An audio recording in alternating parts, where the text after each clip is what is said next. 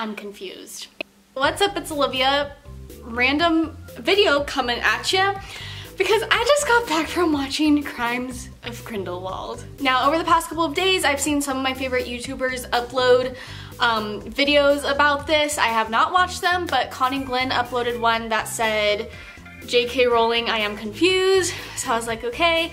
And then my friend Trista was like, yeah, I don't want to tell you anything about it because I don't want my opinion to affect how you watch the movie. And today, Sarah Sterling, whatever, she's a Disney vlogger at Disneyland, she uploaded a video that said, why I hate Crimes of Grindelwald. So of course, after the shocking ending, also, spoiler alerts in this movie, so if you haven't seen it yet, if you're gonna go see it, don't watch this video. Like I said, I did just watch Sarah's video, and at the beginning of it, she does also say, like, this platform, and I'm gonna say the same thing, like, the comment section, we're not gonna change each other's minds. So if you love the movie, there's some of us who didn't, we're not gonna change each other's minds in it, so please don't talk about that in the comments. Obviously, feel free to discuss things, but like, if you liked it, cool. If you didn't like it, cool. Anyway, where to begin? So I want to say that I think Sarah's video did such a great job. It's 28 minutes long. I'm not going to talk about everything because I feel like Sarah did a really great job in covering it. I'll touch on some of the things that she talked about that really struck me when I was watching the movie though, and just...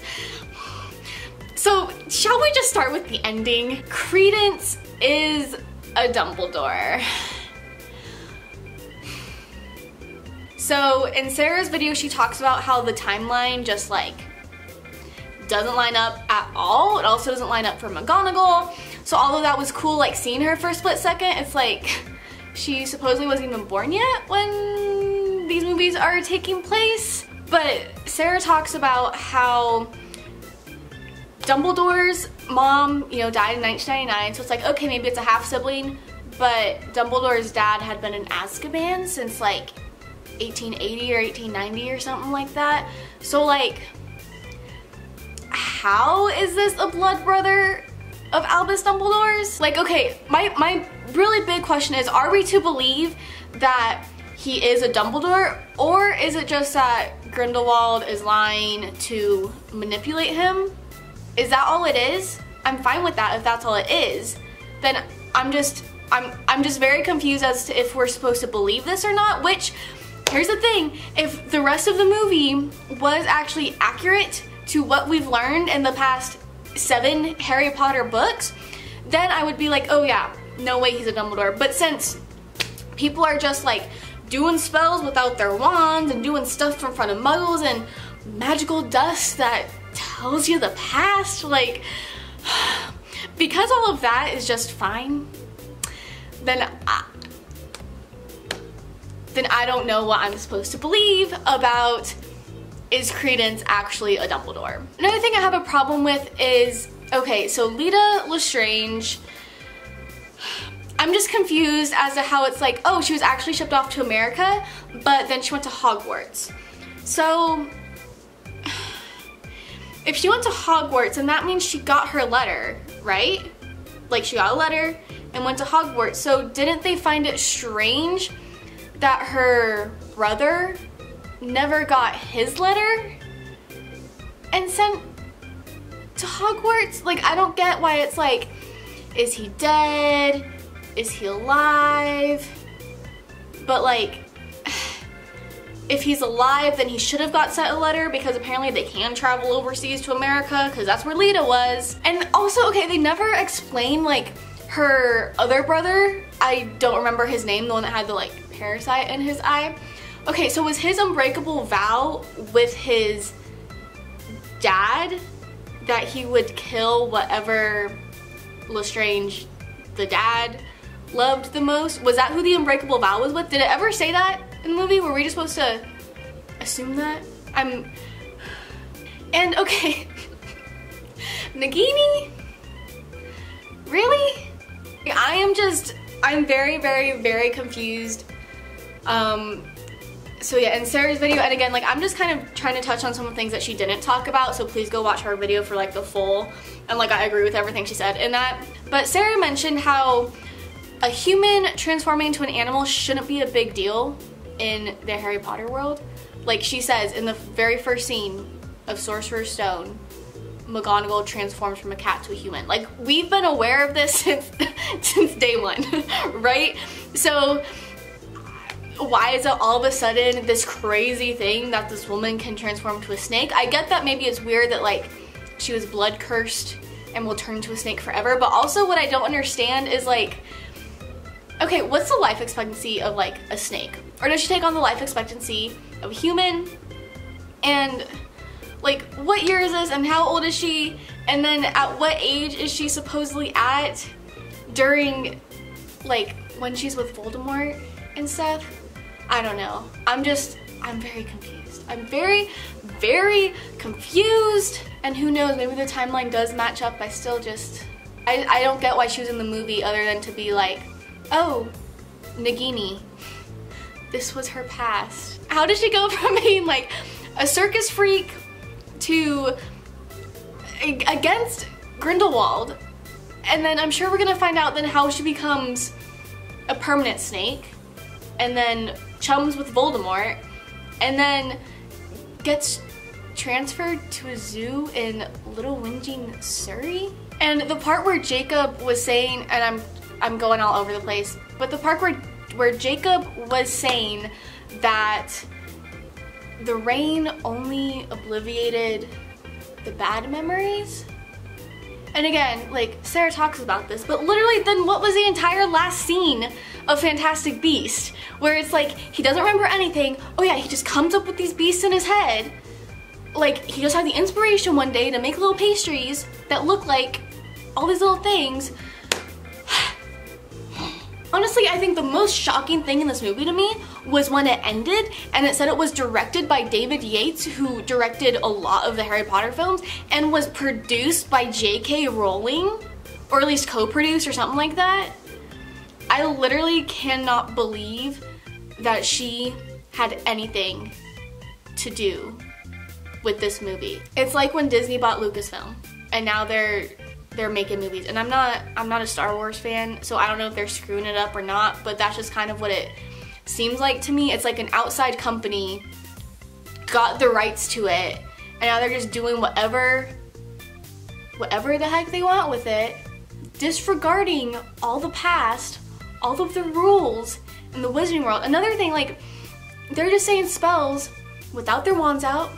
They're not even saying the spells, to be honest with you. And like the fact that at the end at Grindelwald's rally, where the woman was gonna like attack the Auror, and then his immediate knee-jerk reaction was Vada Kedavra. Like, what happened to Stupefy? What happened to Harry Potter's favorite spell, Expelliarmus? The fact that Grindelwald's like henchmen, his little helpers, they kill the kid, but they like, just the fact that every green light you see, no one ever actually said the words, when it's like, every time Voldemort did it, he said the words, you know?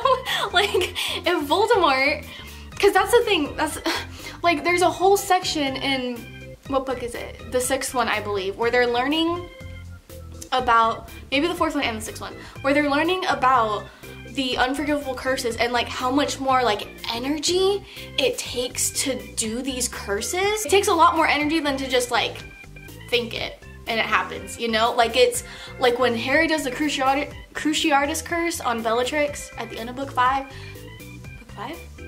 Whenever he does it, it's like takes a, like it drains him. It's like, whoa, he didn't realize like how much energy it's gonna take to do these curses. Or like, just anytime they like do one of those curses, they talk about how like, how much effort it takes. And so, I mean, sure, I guess you could argue that the more you do something, the more like muscle memory it becomes. But then again, I'm like, Voldemort said Avada Kedavra every single time he killed someone. Like, was he just doing it for theatrics? Yeah, the magic dust scene at the beginning was really odd. Like Sarah said, if that dust exists, then like, we could answer the questions, is Voldemort back?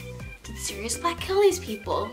Yeah, like she, you know, who opened the Chamber of Secrets? Ginny did. Like, And those are like direct quotes from Sarah's video, but I'm like, literally there is no need for certain ministry departments if like this stuff exists. I don't understand. Like, I get like wanting to bring new stuff to the world, but not stuff that's like, well, if this exists, then like half of the books don't make sense.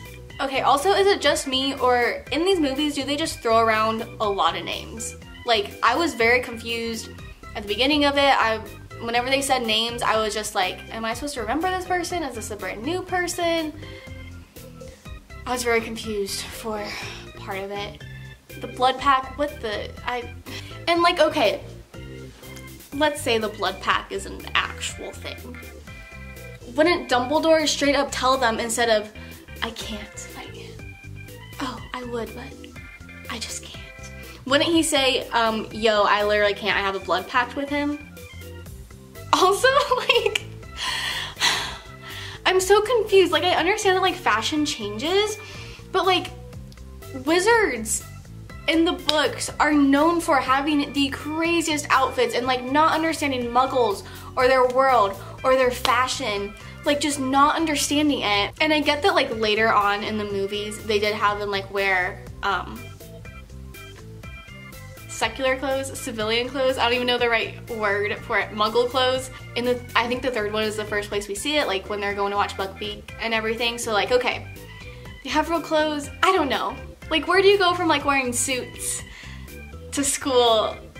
I just feel like that to like robes is a really big jump. Like, yes, fashion changes, but like that much to where, again, like you don't understand muggles at all, and like, I don't know. I also don't understand why they wanted Newt, like why the ministry wanted Newt to work for them to help find Credence. Was it that he's into the whole like magical creatures thing, and so they thought, oh, like he'd be able to capture him? Is that why? Like, why did they choose Newt? Like, I get that his brother's like a powerful wizard and everything, but like, well, not powerful, just like, you know, he's good aura, but like, I don't get why they would specifically call in Newt Scamander. Was the guy that was like, oh, you're too soft to do this, I'll take your job, him? First of all, what was Newt's beef with him? Like, why did he like get up and storm out, and then the brother was like, yeah, I know, I don't like him either? Do we know who this guy is? Do we have any reason to like understand their behavior at that point in time? Okay, and then is he actually on Grindelwald's side? Is that what we see later? I just feel like everyone looks the same, they all have the same names. I'm so confused as to who's on what side and who's a new character and who I'm supposed to know from the last one. The apparating thing bothers me too. Like, just the fact that we have a whole chapter on like step spin there, and now they're all just like looking up. But that also bothered me at the end, and it's the whole like, oh, theatrical like CGI, it looks cooler if we can have dark shrouds whooshing through the air to signal apparition. Like,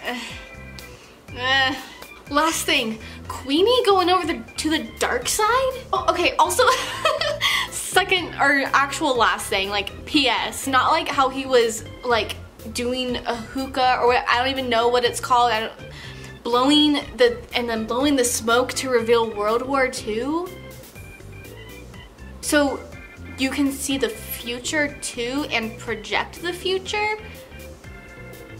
That's very confusing, because I thought prophecies were like made by seers, and then they were like very secretive, and then these little orbs that were like held at the ministry, but oh, you can just see it and project it for people. I just don't get it, because I feel like these movies are just more like, more advanced, if that's what you want to call it, magic in this one than we see supposedly, what, 70 years later? It's just like, if the dust exists, if prophecies can be displayed for all to see, I don't know. Again, these are just a couple of my thoughts. I just watched Sarah's video, I thought it was amazing. If you have time, go watch it. She goes into detail about everything else in the movie that's wrong.